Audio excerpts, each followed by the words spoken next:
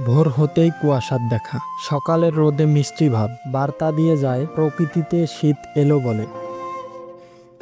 উত্তরের জেলা কুড়িগ্রামে দেখা মিলছে ঘন কুয়াশা। মধ্যরাত থেকে পড়া এ কুয়াশায় ঢেকে থাকছে বিস্তীর্ণ জনপদ।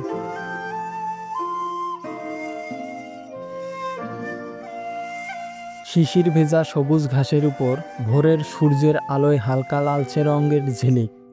দূর থেকে দেখলে মনে হয় ঘাসের মাথায় যেন মুক্তোর মতো শিশির কণা জমে আছে।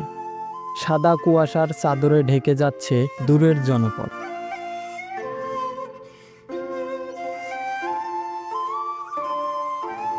প্রকৃতিতে এখন ঋতু বদলের আয়োজন। শরতের পর হেমন্ত, তারপর এসেছে শীতকাল। দিনের বেলা তাপমাত্রা স্বাভাবিক থাকলেও মধ্যরাত থেকে সকাল পর্যন্ত শীতের তীব্রতা বেশি থাকে। ঘন কুয়াশার কারণে যানবাহনগুলোকে হেডলাইট জ্বালিয়ে চলাচল করতে হয়। কুয়াশা ও শীতের কারণে বিপাকে পড়ছে নদ নদীর তীরবর্তী চর ও দ্বীপচরের হতদরিদ্র মানুষ।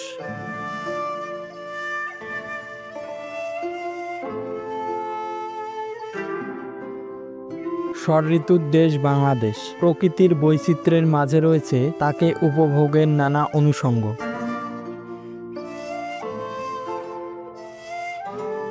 এবারের শীতে মানুষের জীবন উষ্ণতা আর আনন্দ উৎসবে মেতে উঠুক, এমনটাই প্রত্যাশা সাধারণ মানুষের।